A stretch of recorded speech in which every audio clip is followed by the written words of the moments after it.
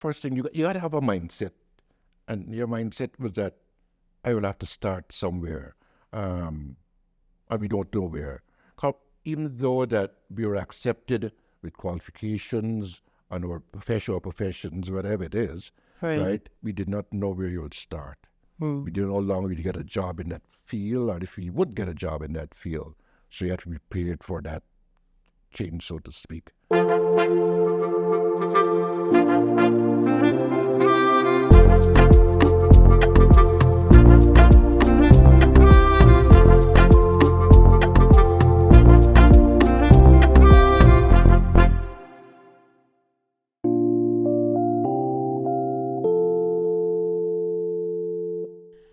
Hello, everyone, and welcome to today's episode of Our Lives Narratives.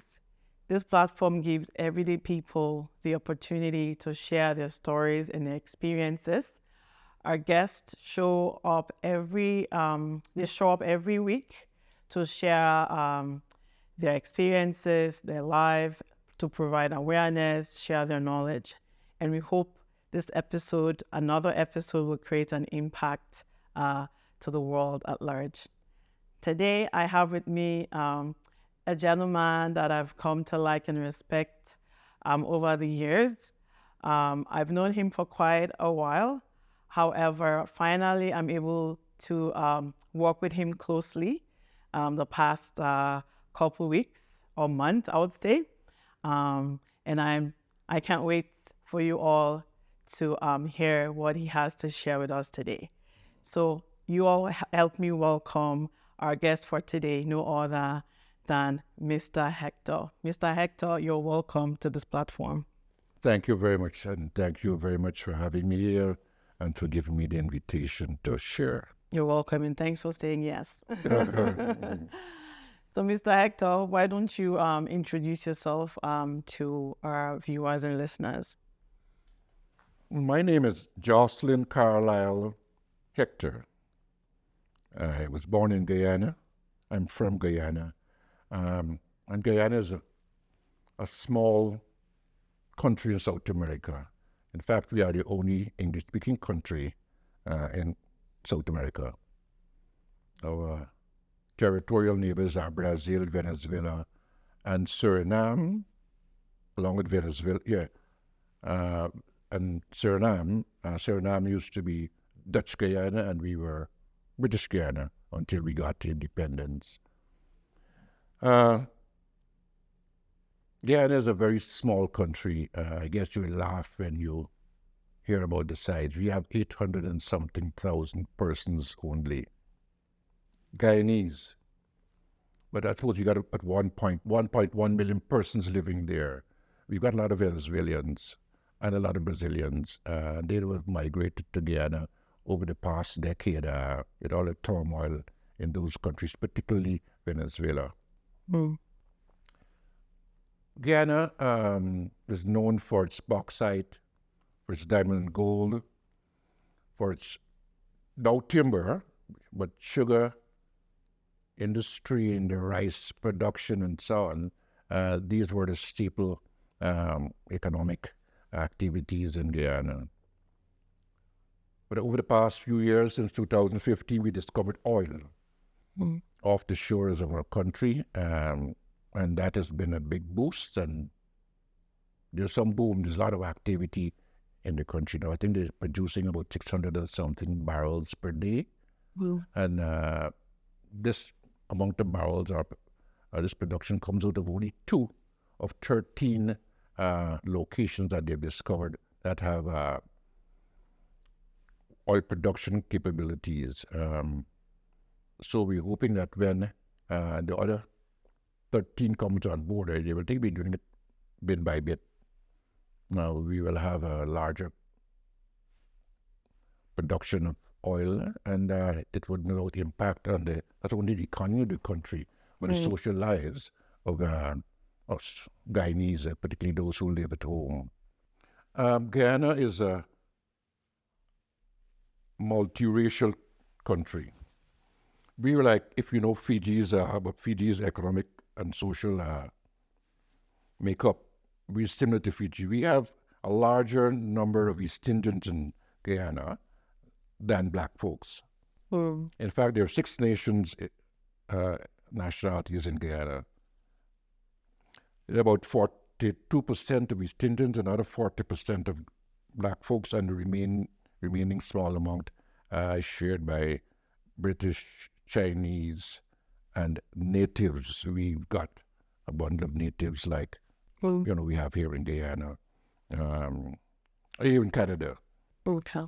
So, well, this is what this platform brings. Like, I'm sure there are a lot of people out there that may not know. Maybe they might have heard about the country, but they know all of these facts about Guyana. So there you go. And you could research some more if you need more information about Guyana. Thank you so much for sharing a little bit. I'm sure there's a lot, but I think that's enough enough for this this platform. All right. So can you tell us a little bit about your education background? Well, I'm not a scholar, but I've lived a life of scholarliness, a bit like that. I went to the normal thing, kindergarten, primary school, high school, and when I was about 18, 19, I went off to do a professional pilot program. That was in the United States, in Daytona. Daytona's part of Florida. It's kind of north, middle kind of Florida. I did that program, that professional pilots program, is run in 3 sections, private pilots, commercial, along with instruments. Because as you get into commercial training and commercial learning, you need to start doing instruments. Because unlike the first stage, the pilot stage, you might do visual, and that's about it. But once you get into commercial, you got to start doing instruments. Maybe a sad thing occurred during my early days in flight school, and that I was discovered that my sight was bad. That's why I wear glasses. This is where it happened. I ended up with a 14 to 20 vision when they tested it.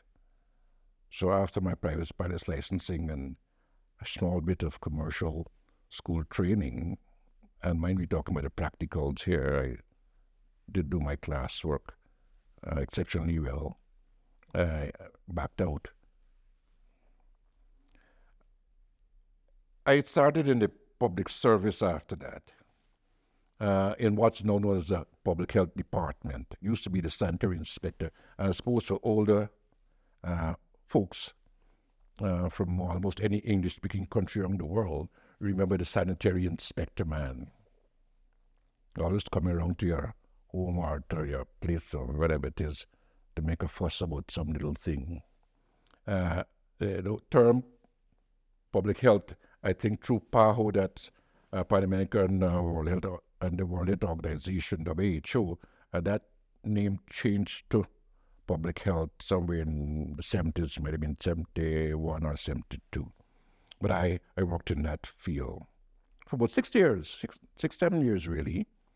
But then I got kind of fed up with it and I went off to do, it was a diploma program in architecture and building. And I immediately went off to work with the Ministry of Housing as a buildings inspector. As a building inspector, I did development control. That is, we the folks that approve, assessed, reviewed, and gave approval or recommendations for approval for all building works. Like we call it here, the city planning department. I worked with the planning department as one of the development control officers, stroke building inspector. During that time, I did a few bit of studies. I was doing evening studies in industrial relations and sociology. And I did a diploma in industrial relations and sociology. Then I dashed off to university again, and I did a course in sociology, a BSc in sociology. At the completion of that, I went off to work as an industrial relations officer in the Ministry of Labor. Nice job, but I didn't like it very much. I was involved a lot in a number of arbitrations, and I never could understand why managements, at the end of arbitration, having come to some form of acceptance and agreement, never could deliver or fulfill what was agreed to. Anyway, my interest in the public service waned at that point, and after 17 years, total about 17 years in the public service, I left. I think they have money for me right now, but I never even looked at that. No. No. I went off to open my own business, a real estate operation called Home Investment Services, HIS. I had that business for 10 years and a few months. In fact, I sold part of it before coming here to, migrating here to Canada. At Home Investment Services, we did a number of things. We sold properties, we managed properties, we bought land to people and designed their buildings as they wished to. And we did property insurance, for which obviously all that I was certified for. I managed a staff of about 23, which included sales, office, and I had a construction team in that number. So once we sold you a plot of land, or even sold your old property, and we did the redesign, the drawings, and my team built it. But the economy started changing in Guyana. There were some political changes way back in 1992, I think, and then it got even more complicated as the 90s rolled on. And my wife and I, we decided that, we'll migrate. We'll come to Canada so the boys can have some options, a different opportunity in terms of their education and their lives. So we decided to come to Canada, a place we'd never been before. Because mind you, for a few years prior to that, we were going to the United States almost every 2 years. In fact, my sons would have gone with us on a few occasions, to the United States. But we didn't want to migrate and live there. We chose to come to Canada. So we applied for the self-sponsorship program, which is run by the federal government in Canada. And it took us only 7 months, maybe 7 months and a week, before we could complete the entire process, where the government, where the authorities, the embassy in my country said, yes, you will be allowed to arrive in Canada, fly to Canada, and get landed immigrant status, 7.5 months. In fact, I'm saying so because, again, in my finger, because I won a bet, if I want to call it a bet, while here in Canada. I think in my first or second year here in Canada, I was telling some friends of my in-laws, no, that can't happen. I said, you put some money on the table or give it to Dunstan and I will bring the documents up. We still got the documents the first day we wrote the embassy, all the time when they responded, all the inquiries they made in terms of our health situation. And we may have gotten it maybe in 5 months. Mm-hmm. But then my wife studied in the United States, I studied in the United States, and I think there's some requirement that once you would have lived there for more than 6 months, you have to have the requisite necessary police clearance, and that took some time to get it out there, the application, for them to do their administrative, and for us to get the document back to the embassy. But anyway, we got through and we packed up, closed up shop, rented our home to a large foreign concern, and flew down here with our boys and maybe about 8 suitcases. And a large crate followed maybe 2 weeks after. Like those 6-foot tables in the hall.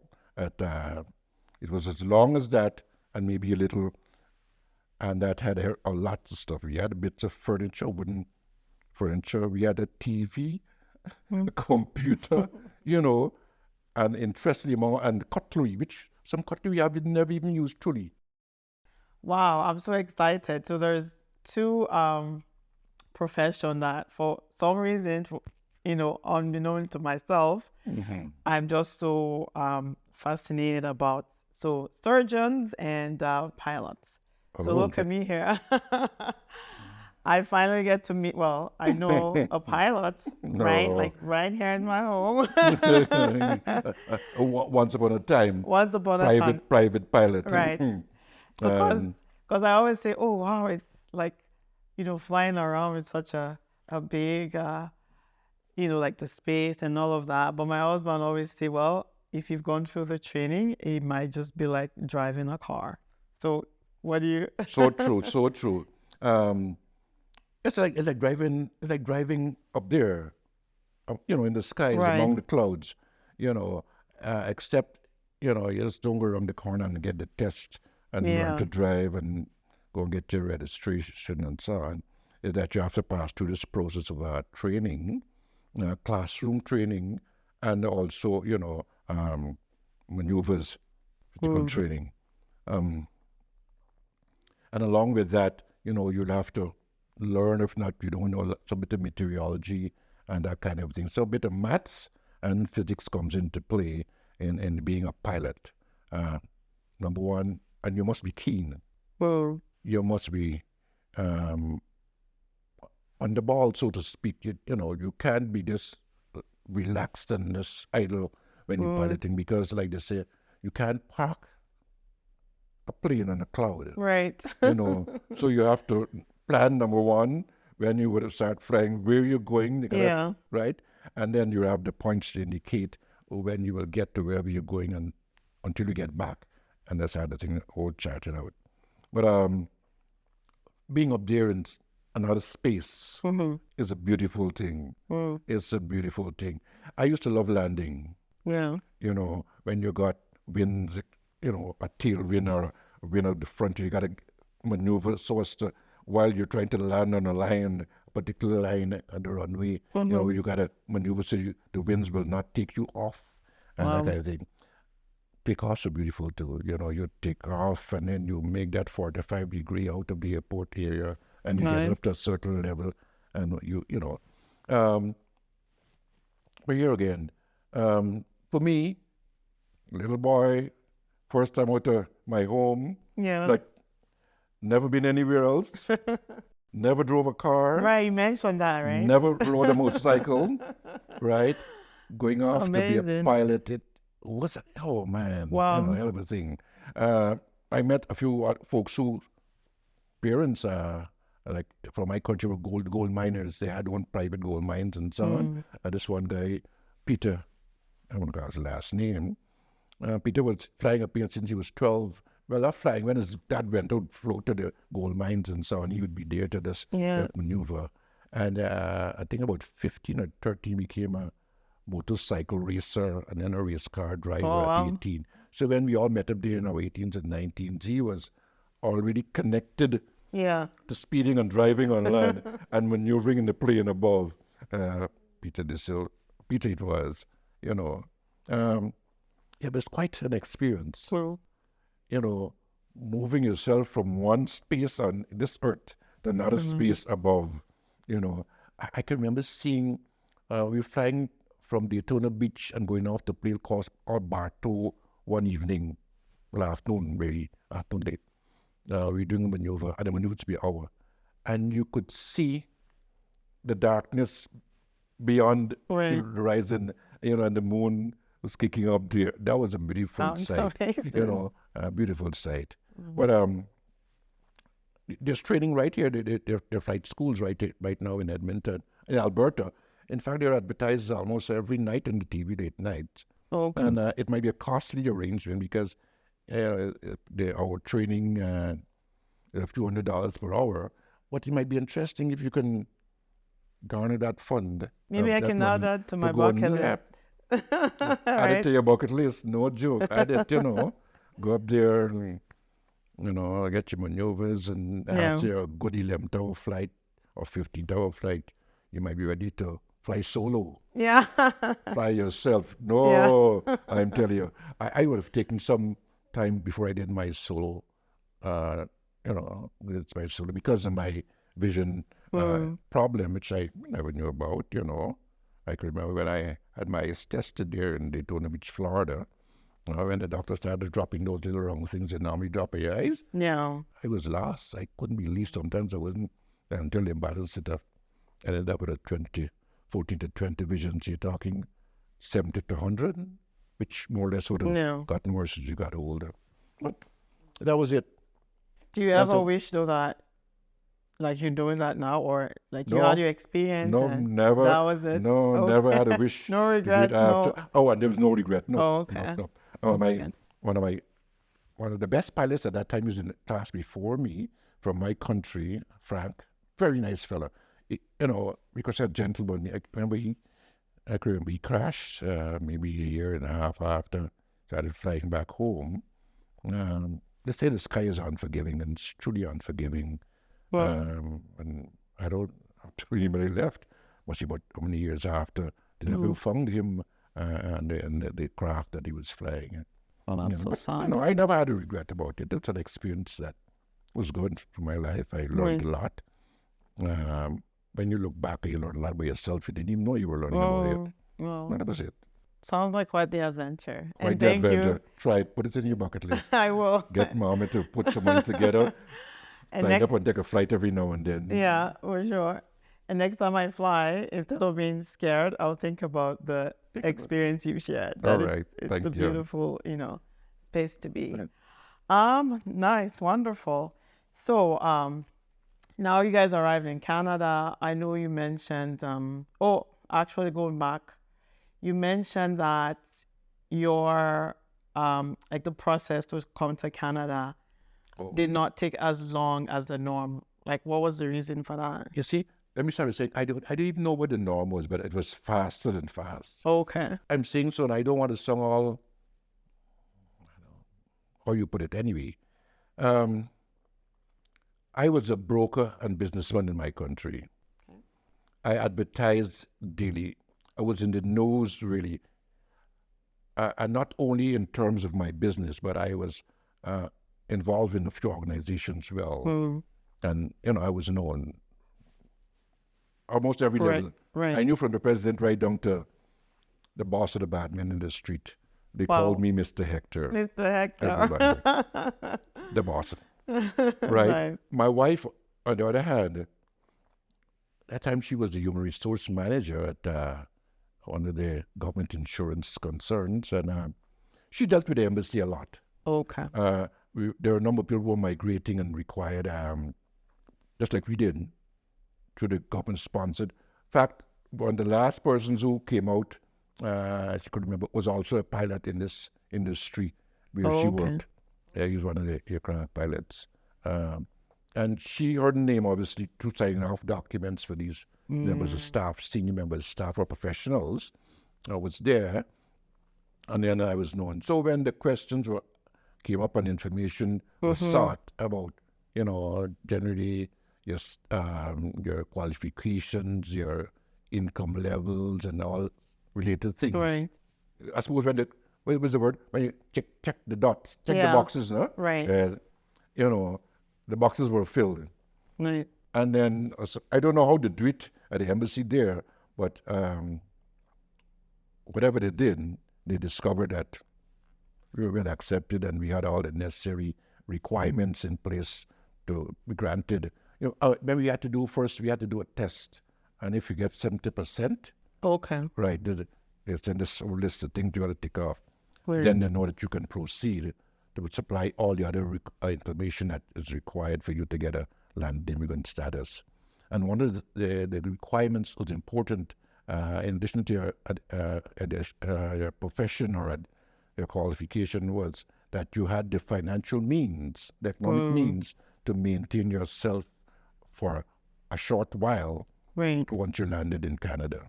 Well, we would have covered, all that requirement in terms of our application information. So they granted us. And like I said earlier, it could have happened in 5+ months, but then we needed to wait for that information coming back from the various places we stayed, or in the States while at school. Okay. So yeah, you already made your family was well established, high in status. And of course, when you're coming to places like this, like, you're coming to add value. So basically the government knew you were bringing lots more value, right? So I guess learning all of your background and all of that, I guess, made it a little bit quicker for your process. Well, Nice. Thank you for that. So going back to your professional and kind of like training, what I learned from all what you shared was you can never stop learning, because it seems like you learned and then you worked and then you went back. So basically you just kept growing, and you were able to go because you were willing to learn. Like you weren't stuck in one place, right? In one career, in one sector. You kept moving around, and that's what you wanted to do, and you put in the work to get the training that you wanted. When you did the labor job and it didn't sit well with you, like, oh, I'm moving on. And then you're back, getting another training. So, hey, I guess that's why you're so wise. I don't think I'm very wise. Maybe I have a story to tell, or stories. And as you get older, you always got a story to tell. Yeah. But no, you're right, Jilo. That you never stop learning, really. It might not be formal learning, but don't ever stop learning, because it helps you to deal with the changes in this life. True. And the whole process of anything successful is hinged on the changes as they occur. The changes in terms of the growth or development of it. And if you want to grow or develop, you got to understand that you got to accept the changes, and you got to work, fix yourself in a way that you can live with the changes, that you can be on top of whatever it is as the changes occur. Right.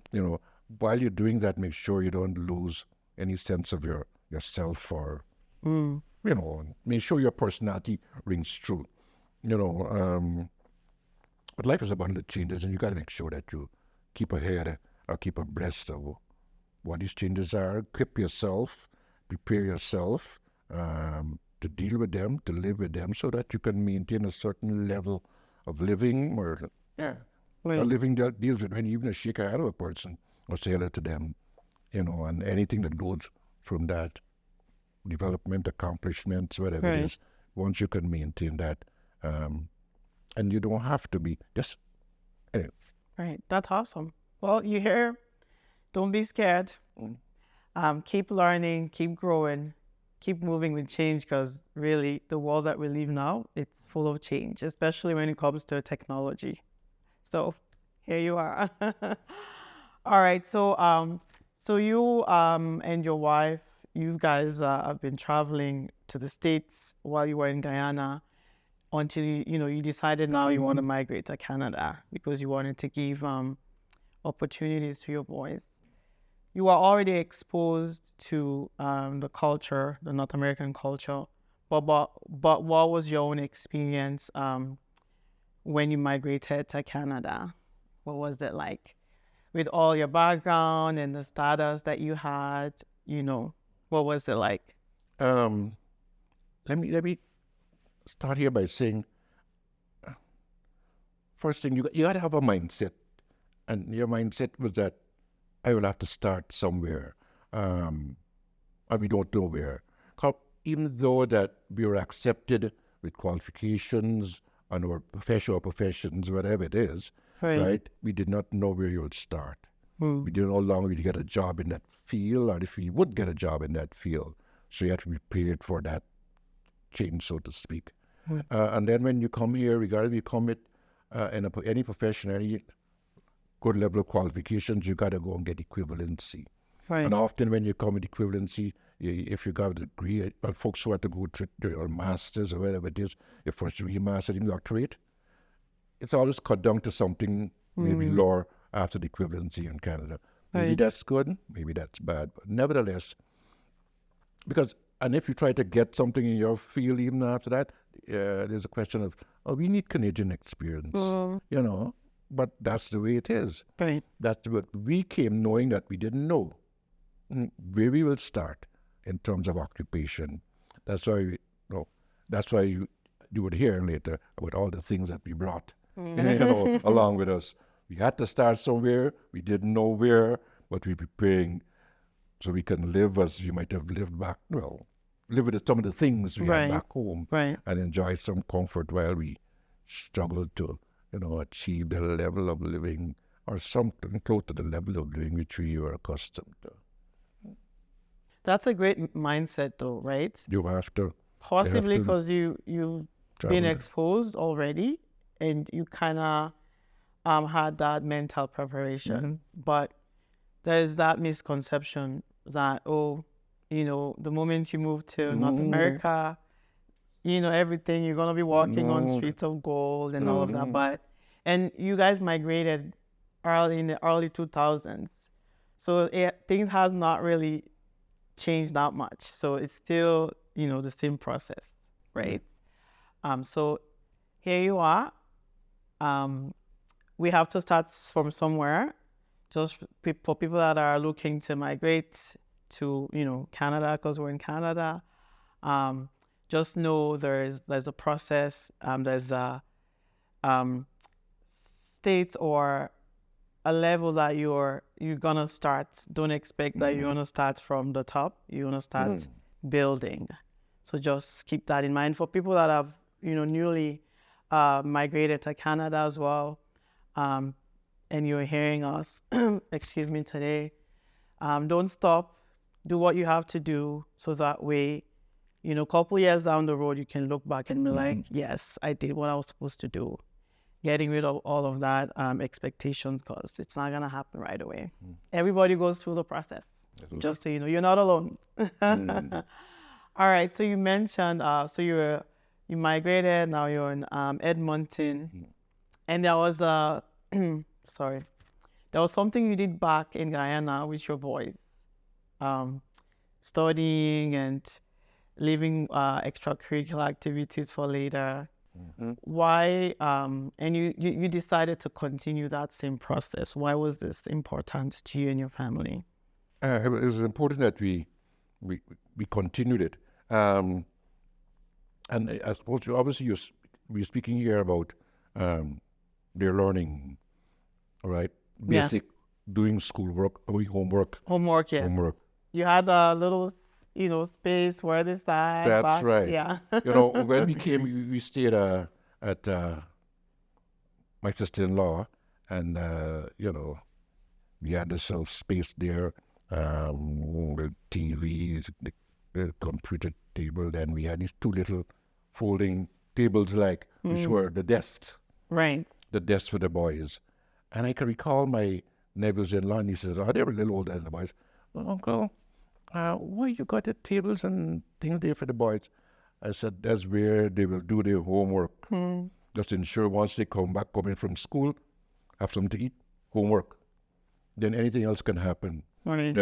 I says, like every carpenter, every worker, they got a tool bench. There's their tool bench. Their business is to learn, so they gotta have something where they can prepare themselves. And like I said, we brought their TV and then their computer, because at 5 years old we had arranged for the guys to start doing computer, getting keyboard learning and developing keyboard skills and all the other things related to that.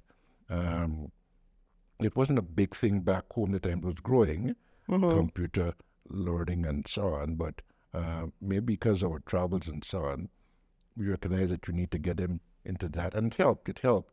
Their keyboard skills and their computer skills did help in the very earliest days of schooling here in Canada. Yep. Okay. So what was that integration process like? You started talking about it already, but just to elaborate how you finally got to doing, some of the things that you were doing back home, like. Well, it took a while. It took a while, and An interesting thing I'll say before I go further, I worked in the hotel industry 2 weeks after I came, and I worked there for a while. But I moved up quickly. I moved out of the hotels, came back, and I became the deputy head of the department, and finally the head of the department. And this was over a 3-year period. I had to move out to move up. And it's not a place I wanted to be, because during that period, I was doing courses in property management and so on, but you couldn't get a job.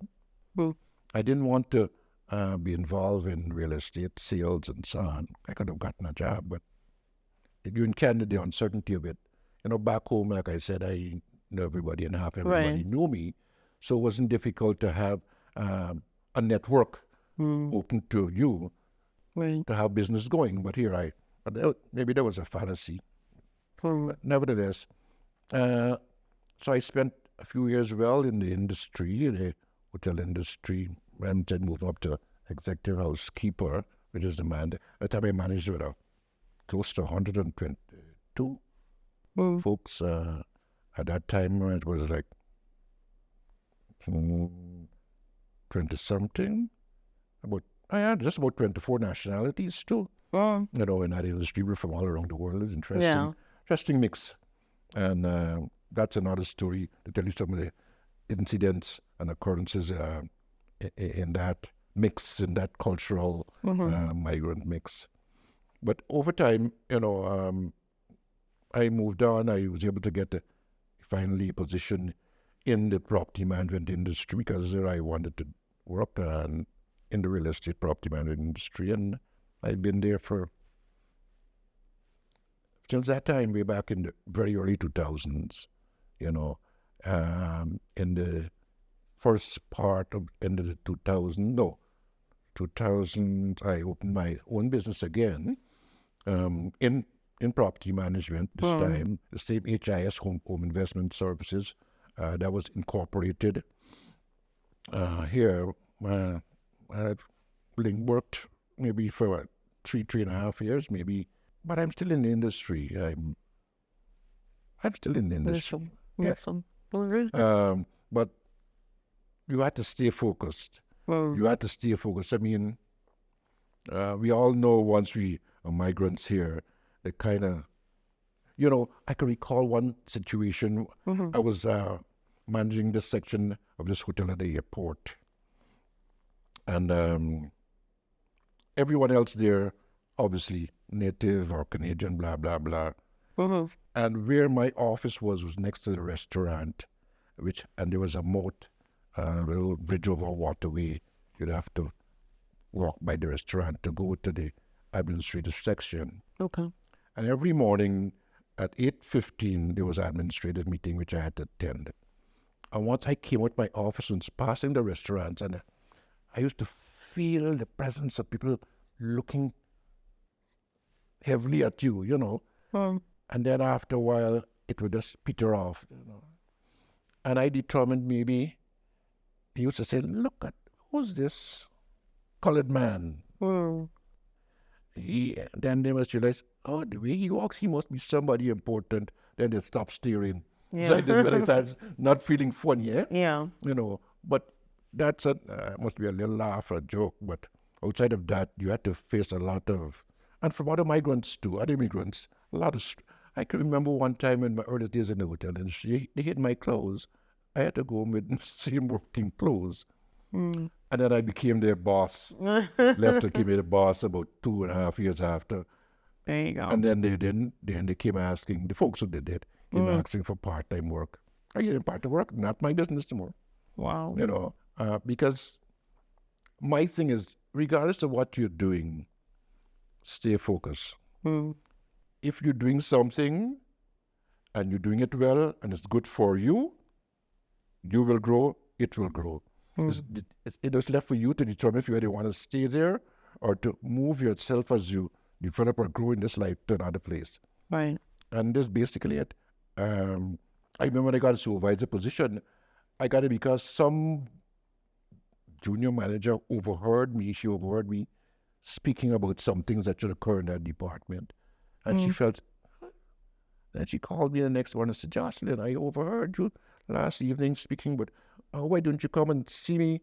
And we spoke and said, a position is coming up, you must apply. I wanted to leave. I didn't want to stay in the industry, but she said, come. And then I went and I got it, but then I left anyway, because I couldn't go further than that. And then when I came back, about maybe 9 months after, yeah, but 10 months after, I came back as the deputy of the department. But I do property management. In fact, they call it condo management, because property management has now come what to do for rental, and I don't do rentals. I manage buildings. I manage townhouse complexes, walk-ups, low-rise, high-rises, and I have a portfolio of properties around from St. Albert to Beaumont, and obviously Edmonton included. And I enjoy what I do. That's good. I enjoy what I do. I'm a certified licensed associate. I'm a, and maybe I'll be stepping back. Awesome. Oh, Well, you're not totally. scared to. You're not scared to keep learning anyway. So Nope. it all depends Nope. on where you have interest at that moment in time. You're like, I have to do what I need to do to get into that. You have to space. do what So, you need to yeah. do to get into life.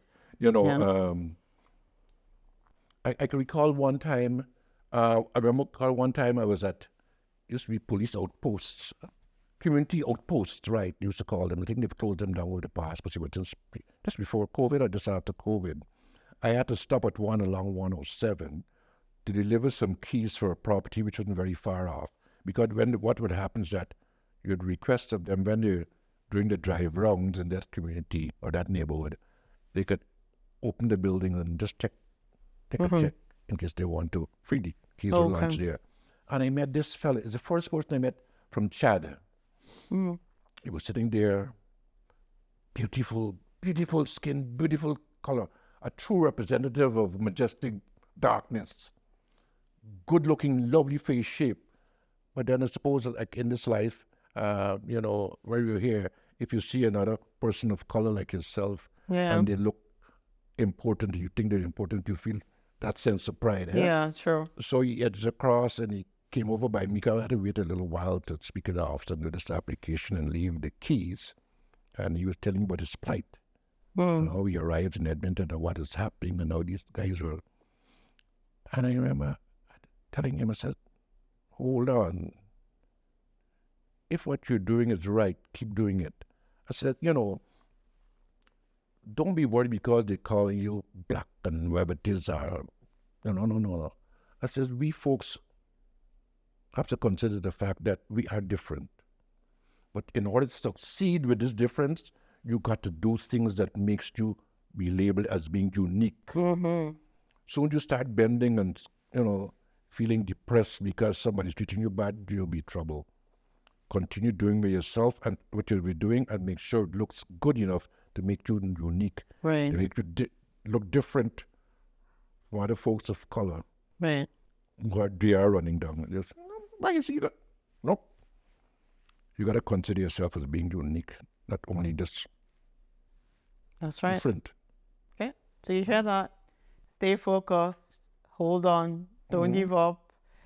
Do what you have to do. Get that certification. If you're already on the go, chasing a dream, don't give up. Just keep building up. Because that opportunity knocks, you're equipped. You're fully ready to grab, take advantage of that opportunity. That's right. All right.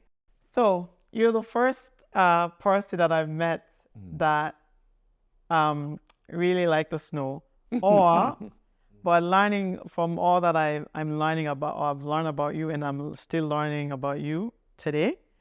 You just make the best out of anything. So tell us about this, like what you like about the snow, what that means to you and your boys and your family, and why it's so important to you. Well, I like the snow. I like snow. I mean, when it comes to winter, I can't deal with the snow after April the 1st, but it's me. Mother Nature says something different. Right. And for the time, even he has to accept it, much more me. It's like my youngest son there, he's another snow lover. He loves it because he loves snowboard. Even at junior high, the children, his colleagues and their parents said, "Oh, Josclyn, always looking out for you when the snow falls." He wants to get in that hill. Yeah. And, I think part-time in high school, though, senior, he used to do training. He used to do, what you call it, and it's snow hills there, and so on. But I like snow, and one of the things I always wanted to do was to make a snowman, but I never had the time. You're here, you're dealing with work and life and so on, and I wanted to make one with my boys. Coincidentally, about 2 years ago, just about 2 years, well, they all were at the house together. Josclyn is here, and brother came across. And it said, "Dad, the snow is the right place. We can make a snowman." But the time was to be. I had to go. But I would still like personally for myself to make a snowman, to make the snowman run big, and then stick that carrot in his nose to make a nose. No joke. Nice. But I mean, coming here, like when we arrived here in August of that year, mid-August, by September, it was cold for us. It was, it wasn't cold, but it was cold. But we lived with it, bundle up, got in necessary jackets and other things and so on. I can remember a story where we live now. And where we live now, we had one vehicle that time. It was in the early days of living there, moving in there, and this one's a second home where we live now. We've bought it since 2002. Because our first home we bought 7.5 months after arriving here, a townhouse, not far from where we where we live. Oh, okay. Yeah, and we bought that townhouse because of the fact that we didn't know much about shoveling snow. True. So you just wanted a place where we can live comfortable and do a little bit outside. Okay. And then we saw this one just about 2 years after layover and bought it. Nice little old folks bungalow. I've lived there since 2000, and so on. But coming back to the snow and the cold, we had one vehicle, maybe a year so after we moved into where we are. And it had to be a Saturday or something, but we went out, Diane and I went out. I think we might have done some shopping or something. And then she had to go back out to something. She dropped me off and drove off. Then I realized I didn't have the keys for the house. So I went on the back, and we got a little deck and porch in the back. Minus 18 degrees. Oh. I know she can take about 40 minutes or so. And there I was walking up and down. Guess what I was singing? Trying to stay warm. Summertime and the living is easy. If you know the song, summertime and the living. Why I was singing about summertime, at one of the farewell functions my colleagues had for us, my good friend and colleague, my buddy friend, he said to me in his speech, my name is Carlisle, and they called me Carlisle for those who know me closely down there. Carlisle, if it gets too cold for you, have warm thoughts. And my warm thoughts at that time was just singing, summertime and the living is easy. There you go. Better believe it. And truly, I really wasn't that cold at that time. I mean, being in this country at that time for what, 3-4 years? Minus 18? The summertime, my friend said, you think warm thoughts, and I did that. For about 40 something minutes until my wife Diane returned. So that's the recipe when you stalk out in the cold. Think warm thoughts. You better believe it. And I think also when you go to a different place, a community, if you truly want to enjoy that time or that state of that community, you have to immerse yourself into it. It's cold, but we all know in Edmonton there's more cold than warmth, right? So we have to find ways. I'm guilty. We have to find ways, activities that we could enjoy during the cool weather. So that way, when winter is here, and like, another depressing time, But if you're looking forward to participating in activities like, snowboarding, skiing, just finding ways to enjoy the weather somehow, I'm sure that helps for us to enjoy winter No a doubt. lot more. No doubt. I might have gotten involved in skiing. My sons all said, Dad, we can teach you how to ski. No. No. I'm not going to break a leg. You guys go ahead. Yeah. So, you're so right.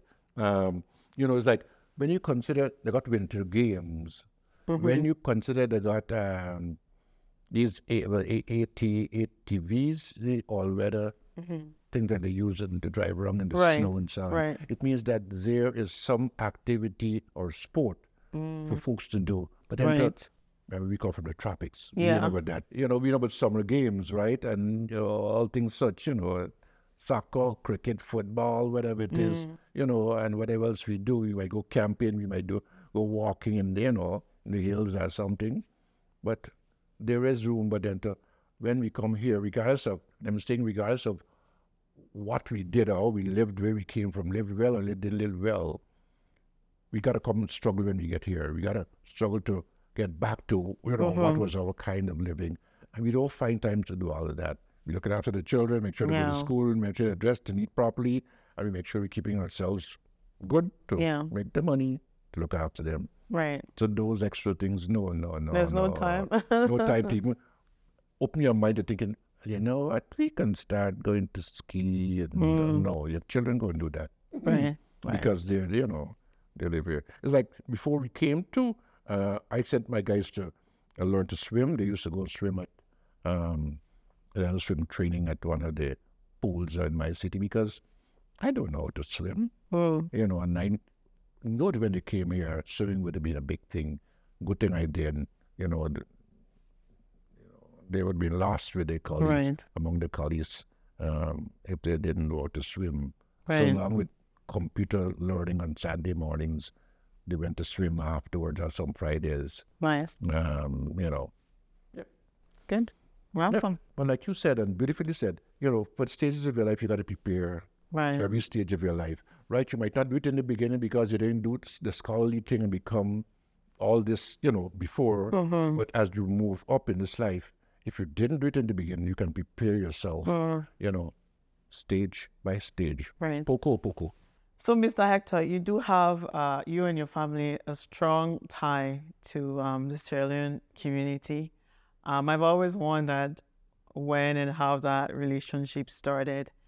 And you mentioned there was something, you were at an event back then, and it was actually done by, it was a Sierra Leonean organization, and that attracted you to this particular organization. So, first part of the question, how did this relationship start with the Sierra Leone community?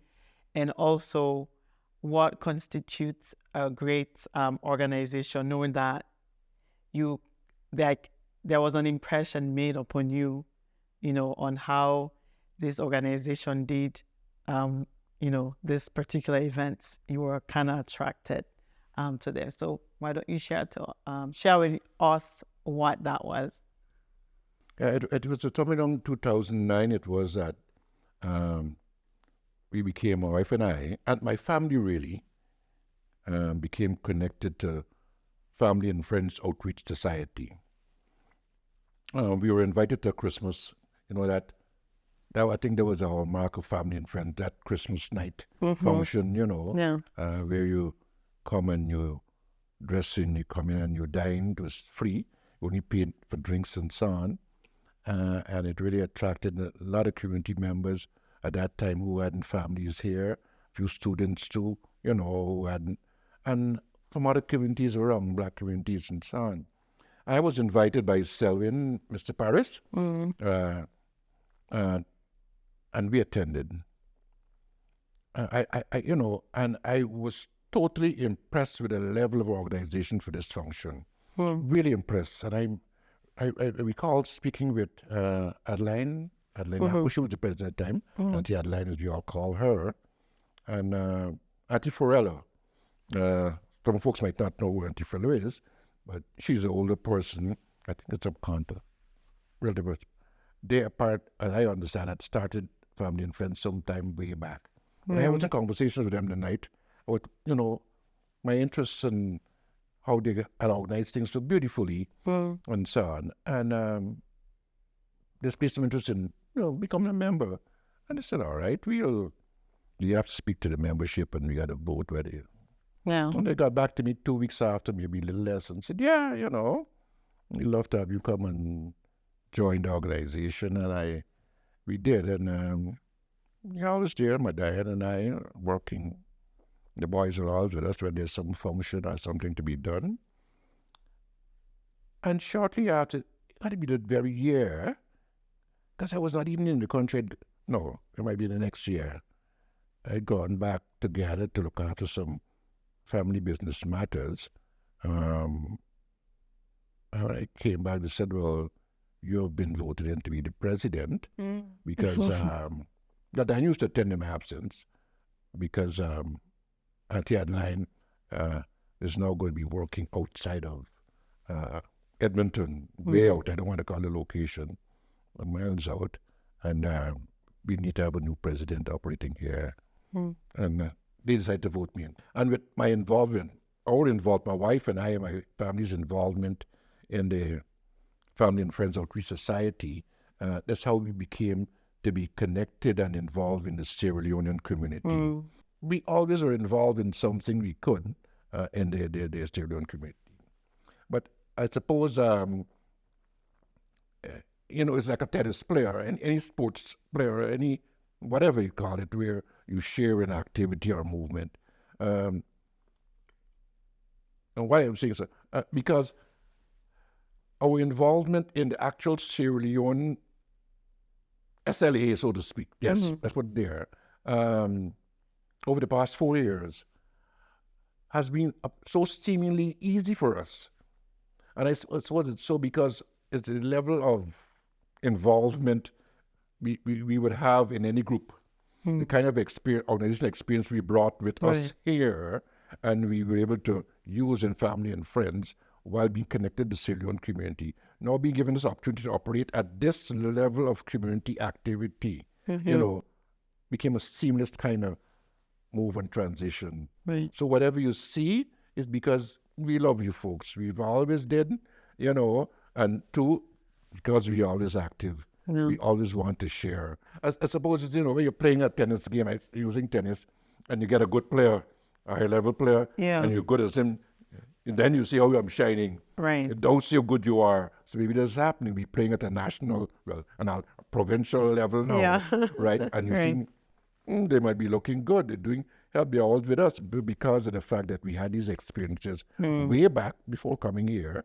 We were able to make them a little more local and Sierra Leonean through family and friends.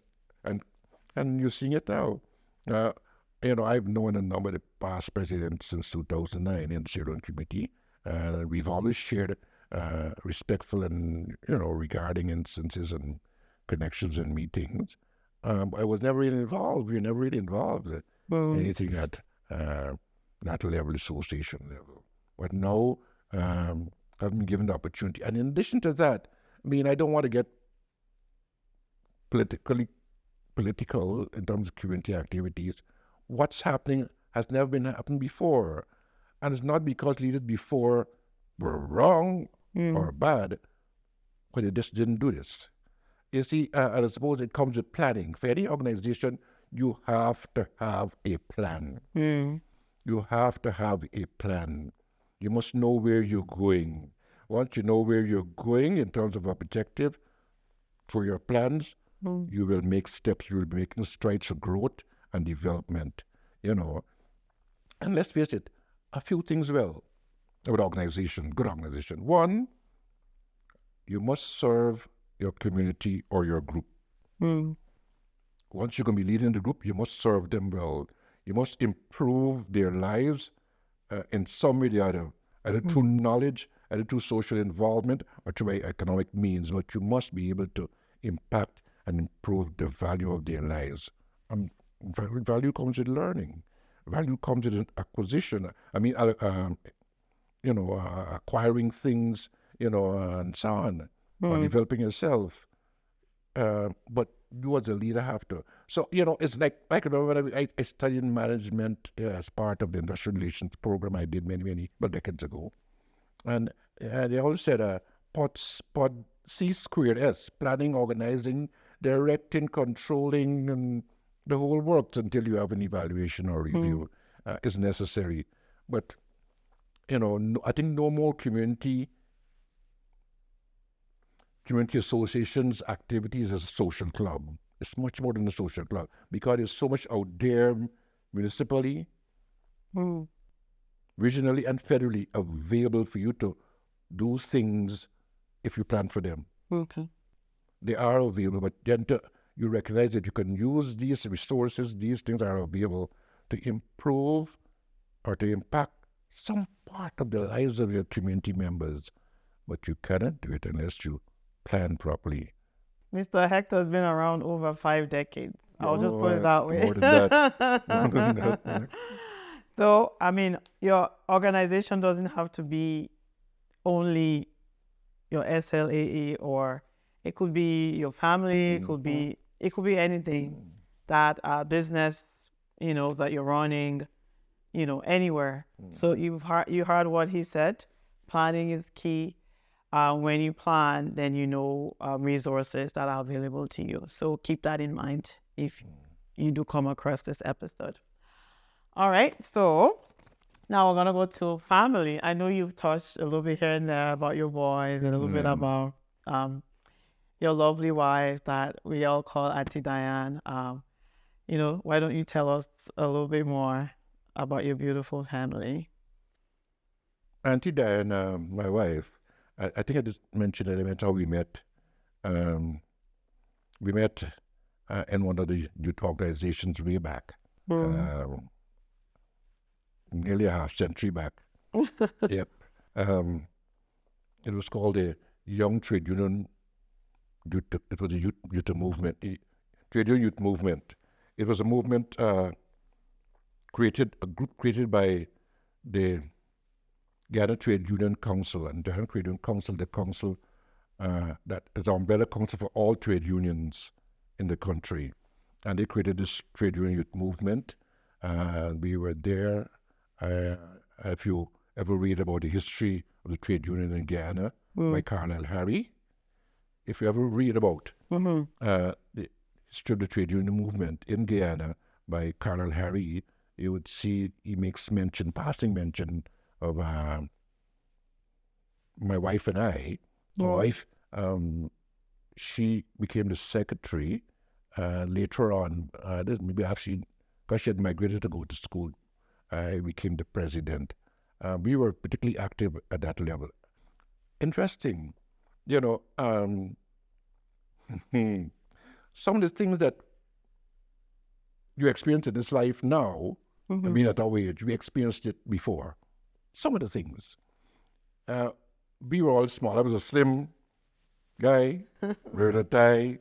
My wife was a small. When she got that position, so this is this human resource manager at this big company run by the international people, right? She's replacing a woman who you could see she was Caucasian black. She was more white, right? And so on. And you got this little black girl, not a woman looking. And, she's going to make it. And within another 6 months to a year, everybody is just glorifying, Mrs. Hector, you're doing such a fantastic job. They thought that she shouldn't have been there because she's a little black girl. Right. When my first son was being born, when my wife went to the hospital I'm trying to look at the experiences that, some things we experienced that it was similar to some of the stuff you experience when you may come to Canada, generally, even among your own people or the community you live in. My son was being born, we went to the hospital, the government general hospital. Normally you go to a private doctor, but then to the permanent secretary of the Ministry of Health was my neighbor. I live in a place called South Granville Park, right? And he had arranged for us to get a private room, right, at a government hospital. So we went the day when the time came to the private room. You know, this slim guy and this small girl. And their sister in charge and the senior nurses didn't want us to have the room, but they couldn't do anything because the administrative paperwork was done, right? So we went there, and Diane was there now. And that very day now, because the news went out to my colleagues, her friends and so on, and her staff, that so the afternoon after 4, this whole throng of staff members, big people inside, big people the age, turned up well-dressed, you know. This is what they do when you work in the quasi-government corporations. And then our good friend, sister and colleague who we were hanging with every weekend, she was a staff officer in the Ghana Police Department, turned up with her plumes and so on, and some other friends of hers. And to crown it all, my buddy and friend, my younger, Captain Sandy Ford, head of the flight department in the industry, right, at the aircraft. Yeah. Turned up too with his Batman, all to visit the very day when they didn't want this little skinny girl and slim boy to get this room. Then they realized that these folks are not ordinary, they must be somebody important. Right. Shortly after that, my friend sent back some TV with his Batman put into her room. And they never had time to watch no TV. The nurses were in there, you know. And then later on, obviously, and Jason was born and so on. 2 of the nurses lived in the neighborhood where we lived. We'd be further down, and they would visit us and so on. Yeah. They didn't feel we should have been there. No, we used to fit in until they realized that, no, we were not what you are seeing or think we are. Right. And these things happen, you know. We had a neighbor only there was 5 or 8 block buildings from us in the park there. She was Portuguese, you know, Portuguese white people. And she worked in this department store, big department store, just below the head office where my wife was this big multinational company, the top 2 floors. And my wife would go in there and look at shoes, and she wanted some shoe sometime or something. And she spoke to the woman. The woman wasn't too pleasant. She was a supervisor. So one day she was talking to one of her staff members. She was Chinese mixed. Her husband and I was in the JC movement, and he was one of the youngest bankers in the country. So she lived that life. She's one of my wife's staff, right? So they're talking, and Diana's telling her about this shoe she saw downstairs, and you say, all right, I got a friend downstairs. I'll talk to her and tell her to put to the side for me. And then she arranged that, and then she told Diana, if I had the same area, let's go down and tell them that I sent you. So Diana went down and told them that this person sent her. Yeah. And then this Portuguese lady who roughed her up with the shoe, who lived 8 buildings or 10 buildings from us, turned up and says, oh yes, Megan did say that her boss is coming down. Right. And she was shocked to know that this little skinny girl who was the boss for this lady who lived. Wow. Well, she was obviously classy because her husband was a banker, young banker, you know. From there, every now and then the woman passed, toot, toot, toot, toot. Then she would stop by, you're going to this function, I can take you there. My wife says, nope, never interacted. Instances of people thinking that we shouldn't be where we are. Right. Doesn't bother us. Doesn't bother us. You know, because of our growth, maybe our development was too fast for some people, and they didn't feel that we looked like we should be where we want to be. But, you know, nevertheless, these are instances that help you to grow in this life, help you to connect. Once you understand that everybody has a reason for doing what they do, everybody has a reason for saying what it be. It could be because of the past or history, and because of how they perceive things to be, or maybe where they think they want to be. But it takes all sorts to make a life. Right. You know, all sorts. There's 2 lessons that I, based off of that. So 1, we have to be mindful of our biases, right? Beautiful. And then secondly, you always have to prove yourself, I think. Beautiful. Especially in this society. Beautiful. So let's lift ourselves up, right? So that way when they figure out, oh, okay, he's somebody, she's somebody, it's still better at that time, right? That, now they can find some form of value that you bring into society, and that changes everything. So that's kind of like my lessons learned from that, and what I could share as an advice to our viewers and listeners. Beautiful. Thank you so Auntie much. I would love to listen to you. True, lovely. Talking about Auntie Diane, thank you to you and your family for all the value that you guys are bringing to a beautiful children community. Okay. Auntie Diane, whenever I see her, there's just this warmth, like when we hug and when we exchange hellos. It's always a pleasure to be in her presence. So tell her, I'm sure she's gonna be watching this. We appreciate you, we love you, and thank you all, for all that you have been contributing to our community. The boys. They're, if you met them both or just met one, they're nice guys. I'm obviously like a parent. I am proud of my sons as persons, as being. And I can say that everyone who would know any one of my boys, everybody in the community who knows them would say, these are nice guys. If, like, say we're here, and Josclyn, the one you waved to, the youngest one, you have met him. He's Mr. Social. Yeah. Very social. And he comes in this room. I call it work the room. He worked that room by shaking everybody's hand and saying something before he sits down. Wow. Something. Very nice fella. Very nice fella. The elder one is ambisocial, No, he's calm, he's cool, but he's just as respectful. Both of them beautiful conversationalists. Fantastic knowledge of things I don't know where to get them from. And anyone who would have met them, I'm telling you, this is out of fear of any form of contradiction, would say, these are two nice gentlemen. Thanks. Amazing. Well, it means a lot for a dad to speak like that about their kids. Yes. But then I'm sure part of that is the training, the way you brought them up, right? They say train up a child. The Bible says train up a child the way they should go, right? So when they're old, they won't depart from it. So even if they tend to stray away, but they will always come back to that, those values that you taught them. So true. You guys, So I guess, true. have done a great job. So kudos to you and Auntie I guess so, but thank you. Yeah, awesome. So, Mr. Hector, based on all that you've shared with us today, if you were to use a word to describe all of that, what would that word be? Enlightening, Minister viewers, interesting to you folks here, you and your team,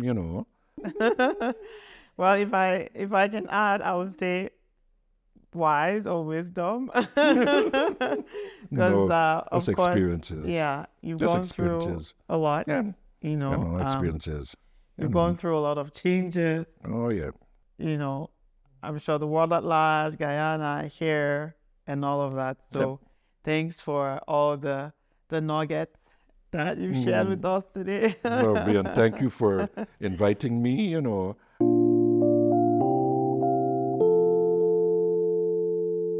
So, Mr. Hector, as a final advice or summary to our viewers, what would you like to share with all of us? Activity is the essence of life. No activity is death. Because, let's face it, nothing happens if you stand still. Nothing happens if you are static. Things happen when you are in motion, when you are doing something. Because when you're doing something, something else happens. Something else happens. So it's left for you to continue to be active, be in motion, so that other things can happen. Nothing happens if you stand still. The energy you bring to every occasion, every place, every space every little meeting or time is very, very important. Let's face it, if you speak with someone and you're just docile, relaxed, and calm, the impact you tend to make will not be as great as if you have a little more energy. Put your energy into it. Mm-hmm. And generally, even things that you do, what I'm saying, it's a question of time, it's a question of place, and it's a question of space. Everything becomes interesting when there's some energy placed into it. Energy. If you could hear Annette here, and the kind of energy that you put in, the way you were able to break down beautiful summaries of all that, was being said in this particular section or some other section, that the presentation of it is the energy. And, the energy of the leader is the energy of the pack. Boom. The energy of the leader is the energy of the team. The energy of the program, whatever you're doing, is the energy that you bring to that. Wow. And if you think about it, wherever you do, if you're in a low mood, sad mood, and you're around people, that's the energy you bring into that particular occasion, that particular place, and that particular space. Mm. But, for growth, for development, and just for basic enjoyment and life, try always to bring the energy you can to the place or space where you will be or where you are. Yep. Because let's face it, wherever you are, you got there because of a number of things. If it's a job, because of your qualification, and I accept you. If it's to an interview, because I think you have something to say. But then the energy you bring to those occasions makes it whatever good it turns out to be. It's important that you ask. You ask questions about things. If you don't know, only we can find out is if you ask. Anyway, it's important that you ask something. I have experienced, and I don't recently, I've always thought about it. Most recently I've been experiencing this. We're asking about something or for something brings about a result that is more favorable to you. Mm. Generally, if you're thinking about something, wish to have something, worried about something, wherever you are, nothing really much is happening except a worry, a wish, or wherever it is. Mm. But if you ask about it, it can bring about a different outcome, oftentimes a better outcome, which removes you from being worried or just concerned. But you have to ask, I don't know. I've discovered it more forcefully here of late. And we're talking about at various levels, asking, no, this is always it. Not fighting for it, but asking, can we get this done somewhere? Is it possible for so to happen? Right. What do you think I need to change this arrangement or to have this? And you better believe it. I suppose nature itself, the nature of things, the environment, as social, mental, and whatever it is, has room for adjustments. Mm. Ask the questions, and things can happen. You can get a change. You don't ask, then you're accepting it as it is. And mind you, I'm talking about asking, folks. Beautiful. Mm. Thank you. Thank you so much, Mr. Hector. Thank you for being on this platform today. Thank you. Episode. I can't wait for viewers and listeners because, to get all of these wise words that you've shared with us today. We really appreciate, we're honored to have you on this platform. And we hope that this episode will impact the world at large. Thank you so much for being here this episode. Thank you, Annette. And I feel particularly honored, to be here, to be invited, and even to share with you whatever I shared. I'm not too sure. Thank you. Okay. It means a lot. Thank you. All right. All right.